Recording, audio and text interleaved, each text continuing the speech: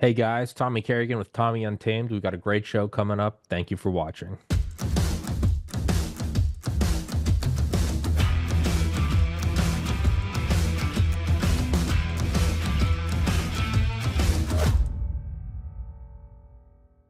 I was actually talking to some people yesterday who are interested in advertising in my show, and they're like, "We can't find you on YouTube." And I was like, "Actually, I was banned for interviewing Dr. McCullough," and they were like, "Well, you should have known after all the Joe Rogan flack." And I was like, "I did it first. I was cool. I was getting banned before it was cool." So that's how long I've known Dr. McCullough. But you just testified before the Senate. Like I said, I listened to that with you and Senator Ron Johnson, and I will say, first candid, like legitimate, like just kind of shooting from the hip. My response to it is from the first time I ever saw a video of you, which I believe was 2021, till now, and I mean this as a compliment, you are way more aggressive. There's not, I don't mean that like in an unprofessional way. You can just tell in the very words you're more clipped. I can tell you've kind of you've kind of lost your patience with this. So, Dr. McCullough, how are you doing, sir? Tommy, thank you so much for having me on the program. And a quick update, YouTube has dropped their censorship screens and profiles. So you can repopulate all of your videos on YouTube, and you should. It's going to take some time, but you should. You should build up your YouTube library and get that fully monetized. You deserve it. You've been such a hardworking podcaster, and I agree. You were actually there first before a lot of people came out. When Joe Rogan had me on, there had already been 2 years into the pandemic. 2 years. And I now have some podcasters reaching out to me. And of course, their claim is that they're big and they've interviewed all these, important guests. And one of the first things I'm going to point out is that, listen, we're basically, more than 5 years into this now. Yeah. We're 5 years into this. And, a lot of people are late to the game. And when I finally go on Glenn Beck or Megyn Kelly or Chris Cuomo or on CNN, that'll be the first thing I say is, listen, boy, you are late to a party. You've been late to the greatest controversy that we've ever seen, pandemic and the medical response and everything that goes along with it. But you're right. I have become far more assertive in these Senate hearings because I now understand the tactics that the senators and the congressmen on the House side use. What specifically? What do you mean that? I think with most people, even myself, my first, I wouldn't say Senate, but just going on YouTube, I naively thought, oh, I'll have on these doctors and we'll get this all sorted out. And I now look back at it and I'm like, it's a pit of vipers. You need to go in there with a sword and a Bible. Like I'm like, I look at back at me and I'm like, I'm so naive. Is that what you just kind of in general? If you're going into a den of vipers? Well, I led in the May 21st, 2025 Senate hearings. So we're talking about Homeland Security and Governmental Affairs, the permanent subcommittee on investigations. I led in my opening statement, said, listen, the last time I was under oath in the U.S. Senate, or the very first time, which was on November 19th, 2020, and for Homeland Security and Governmental Affairs, the first words that came out of Senator Gary Peters' mouth was that before I even said a word, that what America was about to hear was misinformation. And this is 2020. I didn't even know what misinformation was. It's not used in the medical literature. It's not used in, wasn't used in discussions of important topics. And so I pointed this out in my opener now 5 years later. And I said, what was Gary Peters doing by saying that? We were just bringing America the news that we could treat COVID-19. We were bringing late-breaking data. Why would he want to poison my testimony before it even comes out of my mouth? And what I told America, on Wednesday, May 21st, 2025, is what Peters was doing, and the same thing that Richard Blumenthal was attempting to do, is they were attempting to gain leverage over me. So they were using an old communist propaganda technique. And they said, well, misinformation, as if they hold the truth and I don't. And I pointed out that, over the last 5 years, we've had emerging sources of data and observations. There's multiple points of view, and that all opinions are valid. there's no room for misinformation or other propaganda tactics in Senate hearings. Yeah, that's kind of a it's kind of an absurd claim to preface something with this is misinformation. Well, it shows right out the gate, what their intentions are, and I believe, and I know Senator Ron Johnson is, to my understanding, is more on your side. One of the comments he made in the testimony that really kind of raised my eyebrow was he said, it's prefaced this way, and I don't think these are his thoughts. Rather, he was phrasing it. He goes, it's prefaced this way, and there are these kind of verbal parameters around it because they feared vaccine hesitancy. But the entire concept of hesitancy should be around, well, there's a legitimate fear. It's not children. It's not like you're 3 years old and it's the first time your parents are like, jump into the pool, and you're scared, and it's, if your older brothers are making you, you're gonna drown, your parents might be like, hey, don't say that, he's not gonna drown. Versus if you're like the first person to ever skydive in the history of Earth, I think it's probably natural to have hesitancy. So the idea that hesitancy itself should be avoided is outright unethical.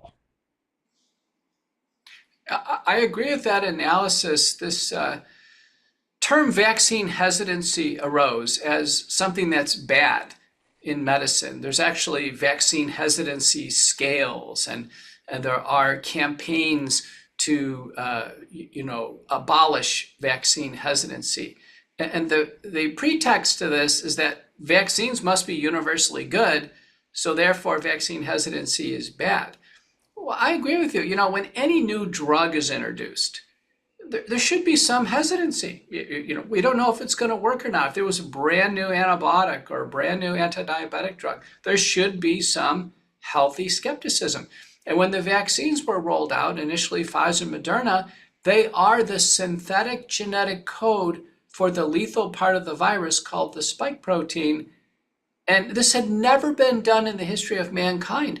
Of course there was skepticism. Of course, vaccine hesitancy is normal, it's healthy, and we should embrace vaccine hesitancy. And in your testimony, you mentioned why, and it's surprising to me, why did we see more, I guess, urgent black box warnings in the UK as opposed to the United? I think in general, everyone's kind of, I know at least mine, and it's biased, concept of the UK is like, yeah, it's whatever problems we have in the US in terms of free speech, it's 10 times worse there. But that's kind of fascinating that they grabbed the bull by the horns and put the black box warnings on. Well, what I testified to is I didn't review the regulatory history in the UK, but I did point out that in the UK and Australia, they actually published guidelines of how doctors should recognize and diagnose vaccine myocarditis because it was so common.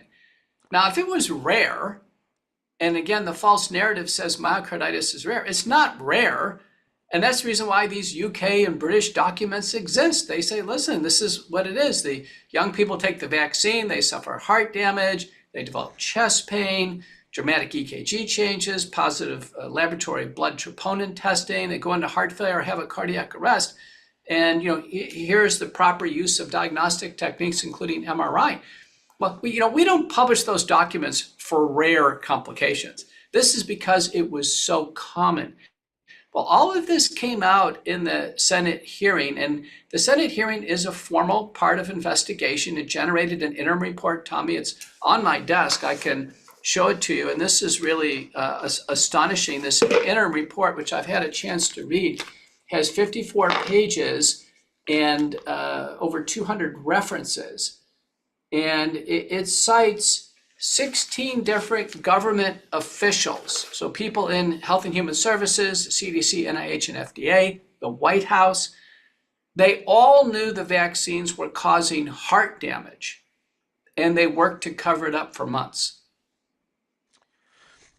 What realistically, and I I have to make sure I don't, or that I do oscillate between realistic expectations and unrealistic. As outwardly incompetent, if not directly malevolent, as the government has been, it's like, who is the government? They're people like you and I. That doesn't excuse it, but I don't know. You look at something like the House on Un-American Activities after the business plot in 1933, where the DuPonts and I don't know, the Morgans tried to pay off a former general to essentially lead a coup against FDR because he wanted to get rid of the gold standard. And it was years later, and he's in there. He's the most decorated Marine in U.S. history. And he's going on saying this is a credible threat.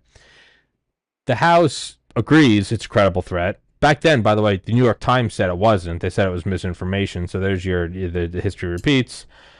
And then nothing happened. Then when I guess that is. I mean, I think it was in the church committee. It could have been before or after. There was another House committee on un-American activities about acoustical evidence in Dealey Plaza, and they concluded that there was a probable conspiracy. And now we're looking at this, or you can even say, in the wake of the Iraq War, weapons of mass destruction, again and again and again. It's very easy. I get it. I'm 34. I have no life experience, and I'm painting with a broad brush. And we are an empire, and we're massive, and I get it. Time and time again, there seems to be this false reward for people like myself or yourself. We're like, we got him to admit that it was a lie or it was an issue, but nothing really comes from it. And I think for a lot of people, that's very disillusioning. What realistically, and it might be that this is the win, that this is the realistic compromise, what realistically comes from the Overton window shift of the last 5 years? Not that you have the $1 trillion answer. Yeah, there are mechanisms, and our mechanism for investigation is the special counsel. And I've felt for a long time now, we have more than enough evidence to go ahead and pull the trigger for basically 3 special counsel investigations. And one is on the origins of SARS-CoV-2, the Wuhan Institute of Virology, the U.S.-Chinese collaboration. And what would a special counsel do? The special counsel would identify targets, that is, people we think almost certainly are perpetrators. That would include Anthony Fauci, Peter Daszak, Ralph Baric, Chinese collaborators. Those are targets. Subjects are other people who are witnesses that could become targets. And that broader group would include, I think, the entire White House task force, others involved in the National Institutes of Health, the BARDA, which is a research group at NIH, NIAID at NIH, and of course DARPA in the military. I think they could be subjects. And then finally, there's witnesses. I would be a witness, for instance, in that type of investigation. So the special counsel should be pursuing target subjects and witnesses, and the alleged crimes are at least fraud, and as a consequence, Americans died, and so that's mass negligent homicide. The second special counsel is on the suppression of early treatment. So as doctors evolved the community standard of care, which was to treat patients early for COVID-19, it was considerably impeded, if not crushed, by, again, targets, and then there'll be subjects and witnesses, but CDC, NIH, FDA, White House task force, that's a lot of people, American Medical Association, American Board of Internal Medicine, American College of Physicians, American Board of Medical Specialists, and we can go on and on about who suppressed early treatment. Same crimes would be considered here. And then the final special counsel is on investigation of COVID-19 vaccination, which may have been the most deleterious part of the pandemic. There we have, again, the same groups, but we'd add in now the biopharmaceutical complex, these companies and affiliates, defense contractors who make the vaccines, all the fraud and corruption, as well as the results, injuries, disabilities, and deaths, mass negligent homicide, personal injury, that resulted from that. So until we have special counsels, what these hearings accomplish is they uncover the truth for the public, and the only court that's really, rendering an opinion here, Tommy, is the court of public opinion. And the public opinion has shifted greatly away from favoring vaccines to basically not favoring COVID-19 vaccination. And that's the end result, is informing the public. So I guess a special counsel in triplicate, and so the origin, and then the suppression of alternative treatments, Hmm. and then the vaccination itself. And Right. I would imagine just chronologically, you would have to say the origin would be the biggest. But in terms of the subsequent two, and I think you said this on my, I don't know, they all run together. Which one do you think was more, and obviously just, all hypothesis and conjecture, which one do you think was more lethal? The actual administration of a dangerous vaccine or the suppression of alternative treatments? Well, we could apply US data. So in our Senate hearings, Richard Blumenthal cited the CDC data about COVID vaccine deaths. And so it comes out to a rounded number of 1.2 million Americans. But, as defined, that's being PCR or antigen test positive at really any time, and then subsequent death. That's how a COVID death is defined. Now, in the National Center for Health Statistics, which is in the CDC web archive, they've examined these deaths, and at least in half of cases, there's no pneumonia whatsoever, none. So they couldn't have died of COVID. So we take that 1.2 million, immediately cut it in half. Now we're down to 600,000. I think if rigorously adjudicated, we would get down to maybe 120,000 actual COVID deaths that would actually, meet a clinical adjudication standard. Okay. So if we're at 120,000 COVID-19 illness deaths, and I think I've testified under oath, I think 85% were preventable. 85%. That means probably, the illness itself, despite all of efforts possible, took out 20,000 Americans, maybe 30,000 Americans. Now we take the vaccines. The vaccines in the CDC VAERS system, which does imply causality. It's very important. People have misstated this. Doctors report to VAERS. The first several screens of VAERS is who's the doctor reporting. It has to be accurate reporting. We have to think the vaccine caused the death. In fact, I wouldn't report deaths because they happen in medical practice. I wouldn't report them attributed to the vaccine unless I was certain the vaccine played a role. So it is causality by inference. The VAERS system, Tommy, has 19,400 Americans who have died after taking the shot. About 1,200 die on the day they take the shot in the vaccine center a few hours afterwards. Another 1,200 of those die the next day. So it's very, very quick. And that 19,400 is, in FDA testimony, probably underreported by about 30, because we have to have the death certificate, we got to have the vaccine card, we have to have a doctor willing to put his career on the line to do this. So we are somewhere around 560,000 Americans who've died after the vaccine.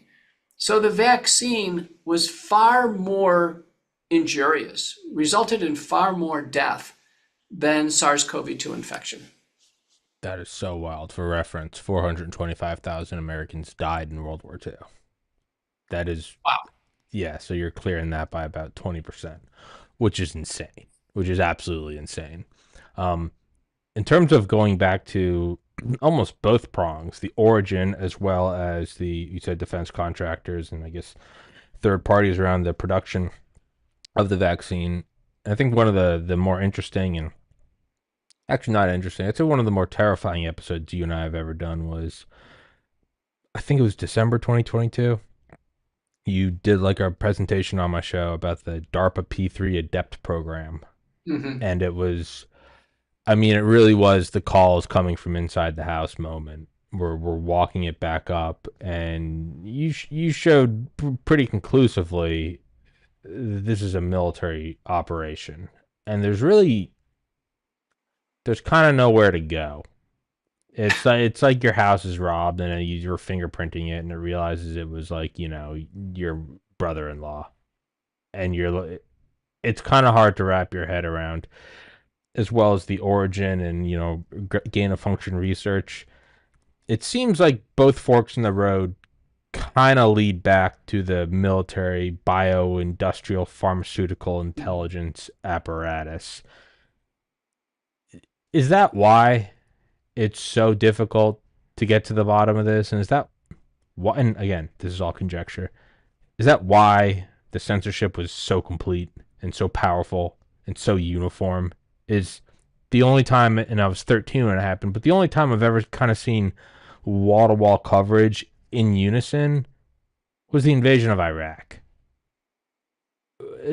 Is that why we're leading back up to the castle and it's like, oh, we have to fight this?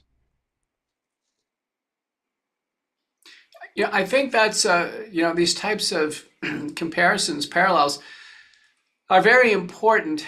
The 2005 PrEP Act, it says that there will be acts of biological agents, bioterrorism, if you will, that's anticipated. And there will be pandemics, and it will be like a war, that instead of fighting, another country, we'll be fighting a virus or a bacteria or a fungi. So pandemics are posed as being a war on the public. And so the military is involved. They've clearly been involved for a long time in planning for this kind of biological threat to the population. And their response is called countermeasures. That's a military term. So the COVID-19 vaccines are considered countermeasures, covered countermeasures by the PrEP Act. So is remdesivir. So are hospital operations, and so are masks and lockdowns. These are all countermeasures. So they all have this coverage under the PrEP Act. They're immune from liability. So in war, Tommy, if our country is defending itself and, the tanks roll down the street and our army has to occupy your house and your house gets destroyed, it's like, sorry, this is part of military operations. The same thinking goes on here, and it's still on their website. DARPA, the Biological Research Division of the military, you wonder why they have it. They announced a program in 2012 called the ADEPT P3 program, and it has a life cycle. It says there will be pandemics, and our military will end them with the use of messenger RNA vaccines. That's in 2012. It's on their website. So it wasn't Operation Warp Speed's idea. It wasn't, Trump or Biden. I mean, the military had this idea in 2012. I mean, someone should have advised the White House task force to say, listen, tell America that DARPA, our military, has been planning for this for a long time. Yeah, it gets a little eerie when you learn about like War Plan Orange, which was the island hopping campaign in the Pacific in World War II, and how we had that plan in like 1910 before World War One. Now, granted, I understand the military also just has plans for everything. That's how you don't want to be scrambling to plan as the war is unfolding.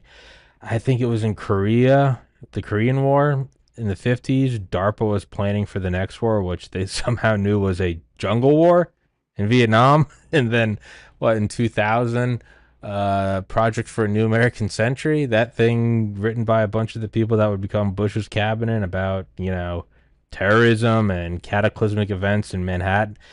It gets a little, and it could be, let's play devil's advocate, it could be that they're just fantastic at predicting. And I also, and not sarcastically, I should play devil's advocate more meaningfully and earnestly. I also get that you're damned if you do, damned if you don't. That they are tasked with this stuff. Right after 9/11, they thought the next thing was going to be a bio war, and that itself wasn't a new idea. I mean, we all know about Operation Paperclip, bringing the Nazis back, rockets, blah blah blah. A much lesser known one was Unit 731 in Japan, doing biological research, and the head physician, Dr. Shiro Ishii. We brought all of them back too. That was in 1945, and because Japan said the next war will not be a machine war, it will be a bio war. So this goes back decades. So I also do meaningfully say it's a lot. It's very easy. It's the spoiled granola hippie liberal college age girl saying capitalism's evil. It's like, yeah, there are problems, but like you've never experienced the world. You wouldn't know what hard work is if it knocked on your door. It's also very easy for me to sit here on a podcast and pontificate about everything wrong in the world. And, I also I don't know what it's like. I don't know what it's like being in the Pentagon, and I don't know. And then not only that, it's classified, so you can't even come out and say "told you so." It's it's now I don't really think that's what's happening. I tend to think they're demons from hell, but I do have to show, I guess, some sort of self awareness and be like, I don't know. Maybe without this program, it would have been 1,000 times worse. I have no idea. And just also for the record, I'm speaking for myself and not Dr. McCullough. I know I'm going off on a tangent, but so to kind of loop it back in, um, and to shift from the testimony or more evolve from it, what were you saying beforehand about RFK? Well, first, let me just address that last stanza. The difference, Tommy, between a foreign invader launching a missile strike or an attack is, as a citizen, I have to rely on the government Sure. to intercept those missiles. Yeah. I have to. I don't have any ability to intercept missiles. But when SARS-CoV-2 happened, the government wasn't directly fighting the virus. The government wasn't treating sick patients.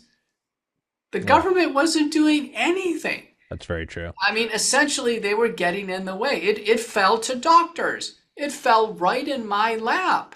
Yeah. And what I said in the recent U.S. Senate testimony, I said, listen, my role in this was to fight disease, preserve life, and above all, do no harm. Nobody at the CDC, the NIH, or the FDA, the White House Task Force did any of that.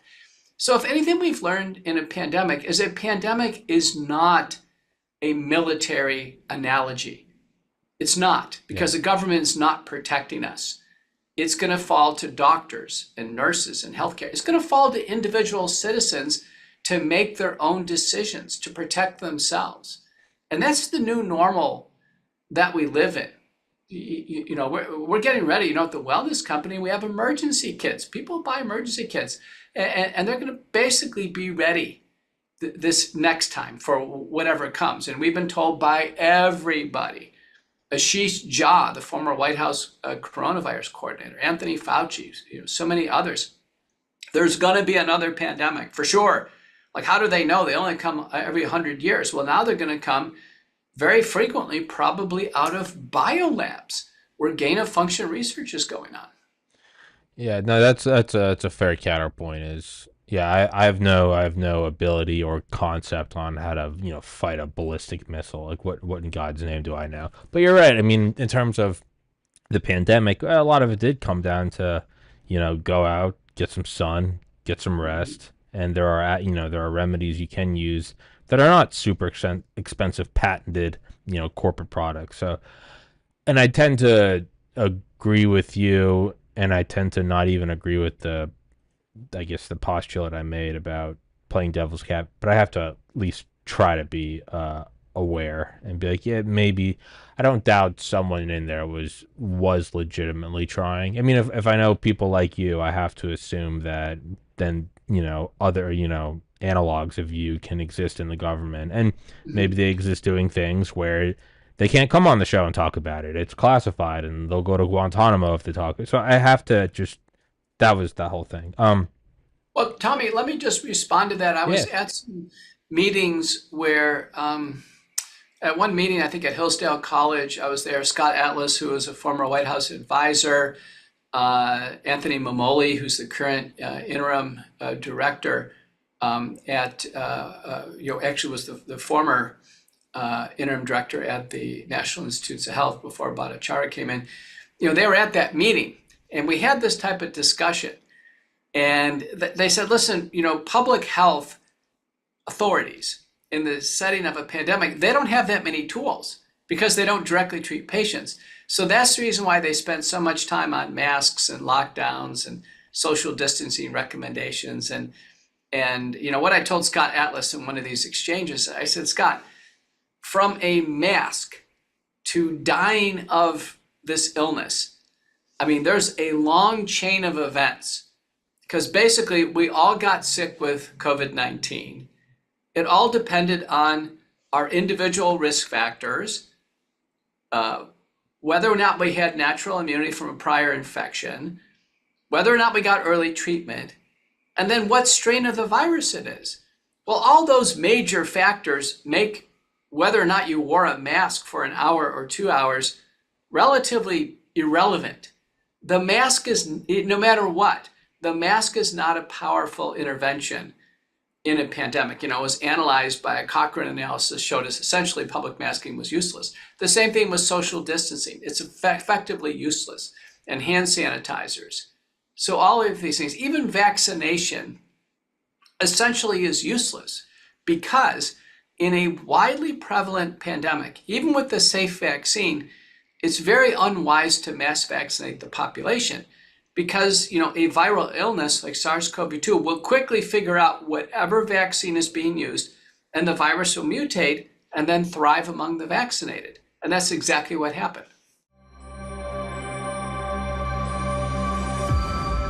Heaven's Harvest Prepper Food, 72 servings per pail, 25 years shelf life. I've had the owner Clayton on the show before. He's a God-fearing, America-loving patriot.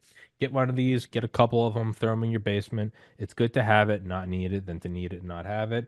If you don't want to do that, you can get their seeds. You can plant your own garden, so you don't even have to keep buying them. You can just get the goods and start your own, or you can even get freeze-dried fruits and vegetables like bananas, apples, strawberries, and raspberries. They support the show. It's an honest product. It's a good safety measure to have, and they keep my show free for you. So I'd implore you guys to please go to heavensharvest.com, use the link in the description, promo code TPC. Axios Fitness Coaching is a premium resource for holistic strength and conditioning services. Axios is best known for the Training Club, capital T, capital C, an exclusive community that prioritizes accountability, technique, diet, and nutrition. Everything you need to do to take action against the decay of the modern world. Whether you're looking to improve your physique, build strength, or just take care of your health and fitness, Axios will provide you with a solution that is effective and simple to execute. All you need to do is complete the intake survey, and you can see if you're a good candidate for the training club or any other of the services. And it's going to sponsor the show. So, one company falls off, another one arises. So if you guys like the show, you want to work out, throw the show a couple shekels. Go take the survey. Thank you so much, guys. Higher ultraviolet exposure is associated with lower mortality. The United Kingdom is a high latitude and low sunlight country. Researchers there collected data on over 360,000 participants in a study of UV exposure via solarium use. When compared with non-users, solarium users had 15% risk lowered of all-cause mortality, 23% lower risk of cardiovascular mortality, 14% lower risk of cancer mortality, and a 12% lower risk of non-cardiovascular, non-cancer mortality. In other words, all other causes. Quoting the researchers, our study adds to the growing evidence that the benefits of UV exposure outweigh the risks in low sunlight environments. A link to the original publication is available in the box below the video. Get some UV light this winter. Immerse yourself in the tranquility of the blue. Visit a Blue Room soon. www.blueroom.com.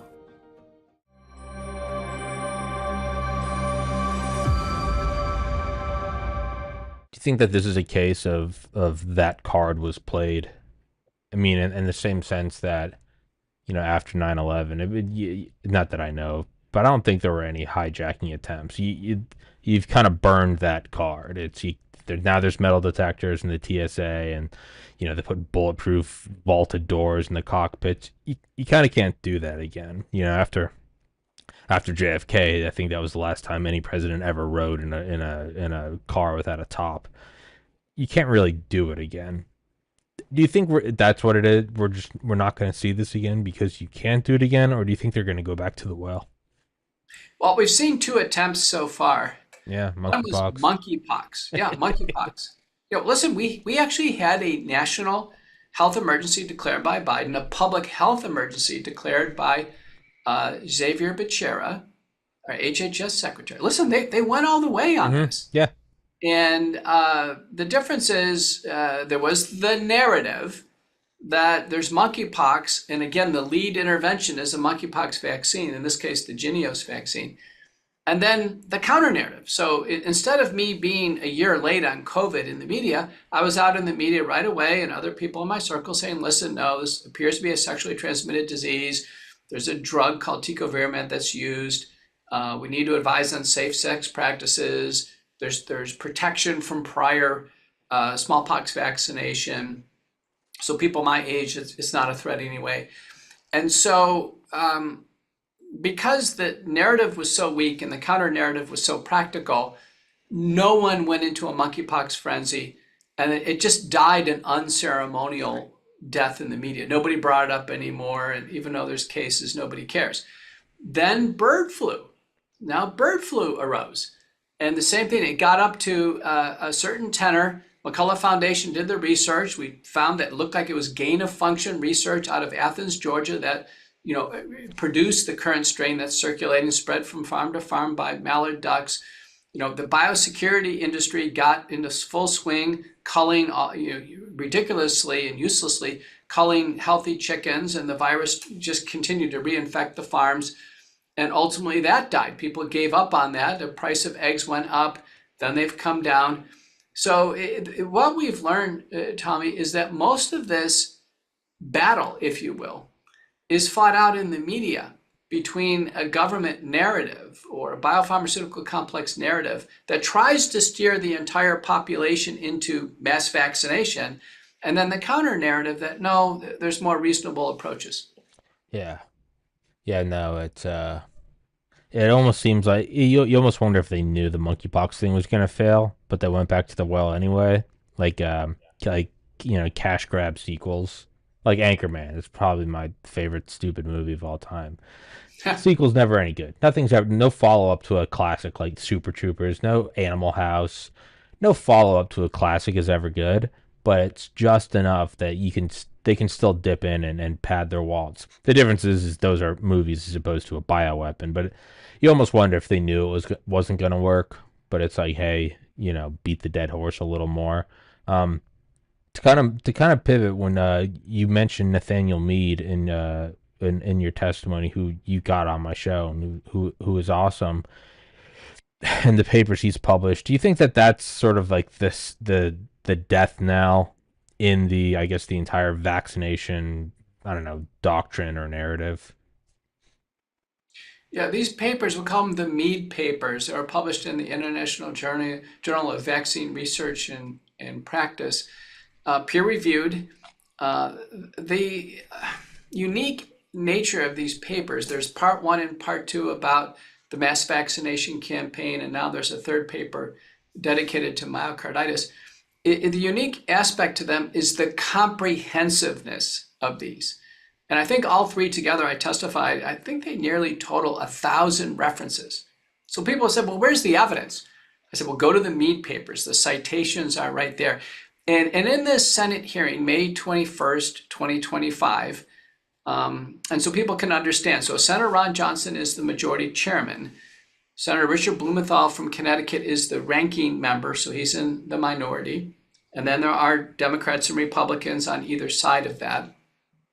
And then the witnesses, I was the lead witness for the majority, followed by Jordan Vaughn, an internist out of Birmingham, Alabama, then Jim Thorpe, an OB-GYN, then Joel Waskog, an orthopedic surgeon who himself developed transverse myelitis, was paralyzed from the vaccines, and then Aaron Seary, a vaccine litigation attorney. And then for the minority, it was a physician, current Hawaii Governor Josh Green. So Green and Blumenthal, and when she was there, Maggie Hassan and then the Democrats on that side, they would represent, in a sense, the biopharmaceutical complex, kind of the pro-vaccine side of the argument. And in all of our deliberations, Tommy, not once did they argue the vaccines were safe. Not once did they argue against, our observations on myocarditis being fatal, damaging. So their only point to be made that's left is a false talking point. And they put it up on poster boards and they just repeated it over and over again, that the COVID vaccines saved millions of lives, Tommy. And it's a false narrative. It's the last government false narrative. The vaccines save millions of lives. We've heard Representative Brad Wenstrup, who chairs the House subcommittee on investigations of the coronavirus origins say that. We've heard President Trump and Biden say this. In fact, Trump and Biden are closely aligned on the vaccines. The Trump policy and Biden policy are nearly identical, that they say the vaccines save millions of lives. There's no prospective, double-blind, randomized, placebo-controlled trial that ever found the vaccines reduced death. In fact, the Pfizer trial showed there's more deaths with Pfizer. There's no valid, non-randomized studies. There are, no claims allowed by the FDA in the package insert that the vaccines save lives. So if you go take a vaccine, it doesn't say a benefit of the vaccine is that this will save your life. It's simply a false biopharmaceutical claim made by the last stand for the vaccines. So what they're saying is, we believe the vaccines save millions of lives, so therefore it was all worth it. And if some people were injured, or if they were disabled, or if they lost their lives with the vaccine campaign, in a sense, it was all worth it. Again, back to this war analogy. It was a war, and it was all worth it in the end. We had to defend the country. And I'm here as a doctor to tell you, Tommy, we never accept that. I would never accept large numbers of death with a vaccine, even if it did actually fulfill the promise of saving lives. I would never trade lives to try to save lives. No, we would always treat the disease and preserve life. I could never send a patient off to a vaccine center and then hear back from their family that they're dead in the vaccine center. And sadly, that happened with over 1,000 Americans. Yeah. I think you talked about that. One of the first times you were on my show is in no time in history has the protocol been go home until you're blue in the lips. Like it's madness. And I think we've said this before, but the reason I not just dislike the war analogy, but the reason I think it's factually incorrect is back to World War II. At the same time we were working on the Manhattan Project, we were also trying something else where we had these time delayed, basically little napalm jelly packet bombs that we were going to tie on to bats. It sounds like something that you come up with in second grade, because the bats, you would drop them out of a plane en masse, and they would go and find nooks and crannies to hang in and sleep until the night. And a lot of the cities in Japan were primarily timber based. The idea was that you would drop out like 5 million bats from a bunch of bombers. They would fly down with these little jelly packets the size of your hand. There'd be a 12-hour delay on them, and then they would go up and they would nest and whatever, and then they'd all explode in the middle of the night. Oh. And we actually legitimately tried this, and we tried it out in the desert, and it didn't work. They were supposed to go to a Target barn. I think they went to a nearby Air Force base and burned it down. Conveniently, I want to say less than a week later, we successfully detonated the A-bomb, and we kind of just scrapped the bat one. But my point is that is what you do in total war.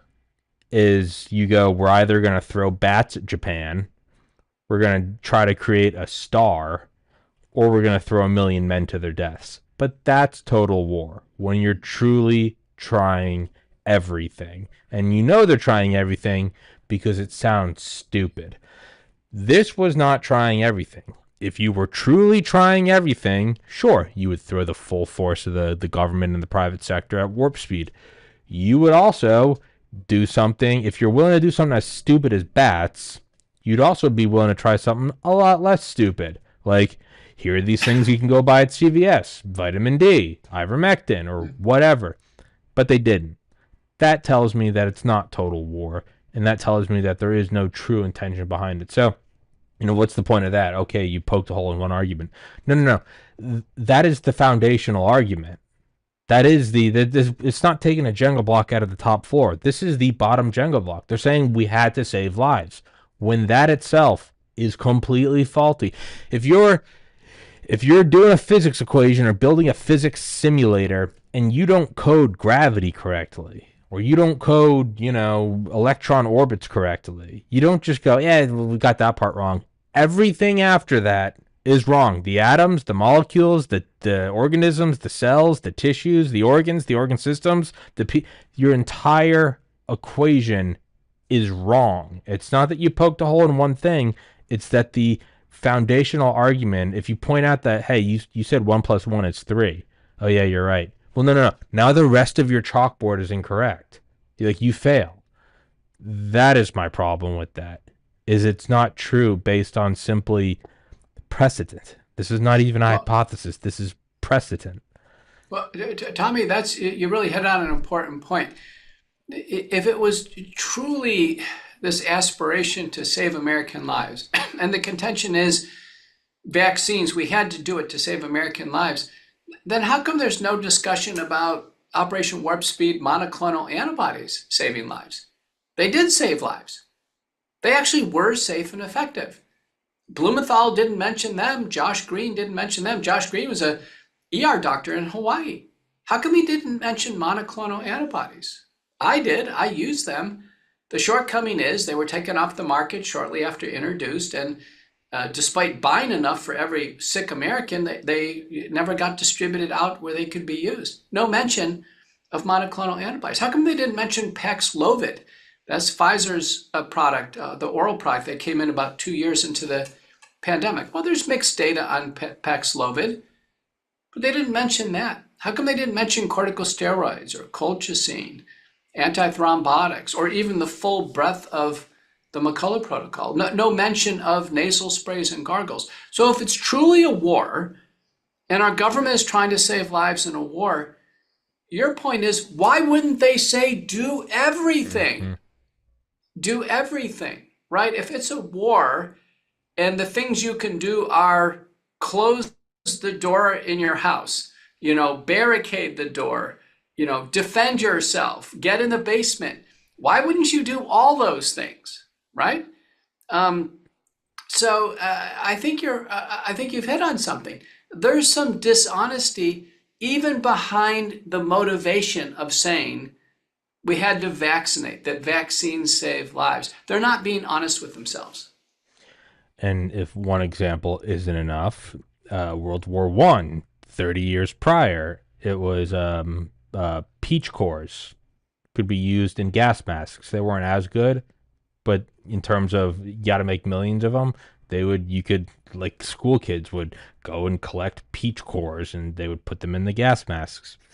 After World War II in the 50s, there was a program it was almost like a civil defense thing. It was just called skywatching. And it's where you, man, woman, child, young, old, you could go out and just stare at the sky. And they told you what the silhouettes of different Soviet jets looked like. And they had awards and medals, and it went on until we developed a better radar system. But that's what you do when you're truly terrified of an existential war. Is you Marge out in Illinois, you want to go stare at the sky for 9 hours? Like, yeah, sure. Okay, we could actually use your help. That's what you do. They didn't do that. And so that, again, is so, and it's also important. Tommy, Yeah. let me give you a concrete example of what Yeah. our government could have done. You really hit on something.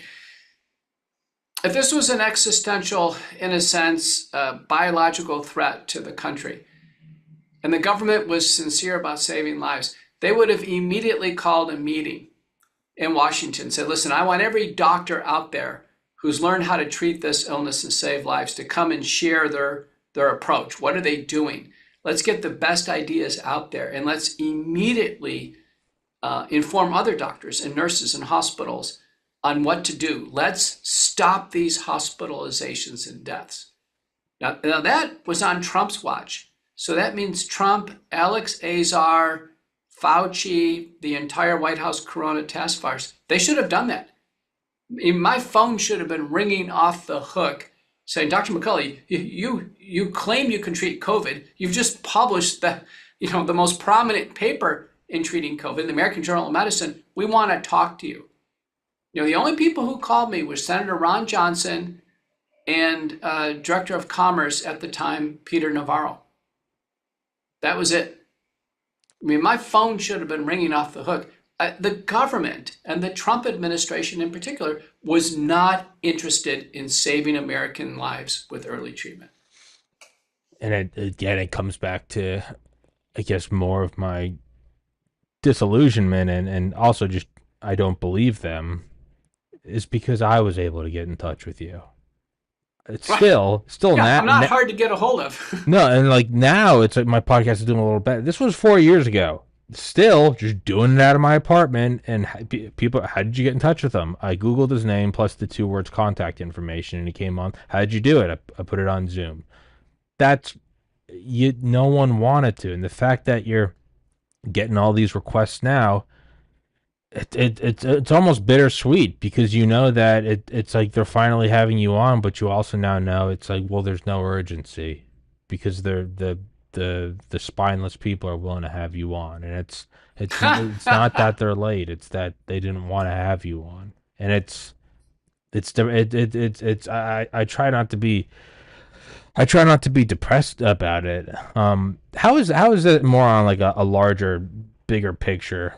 How has this changed your view? Just at, I mean, this country, your field, human history at writ large.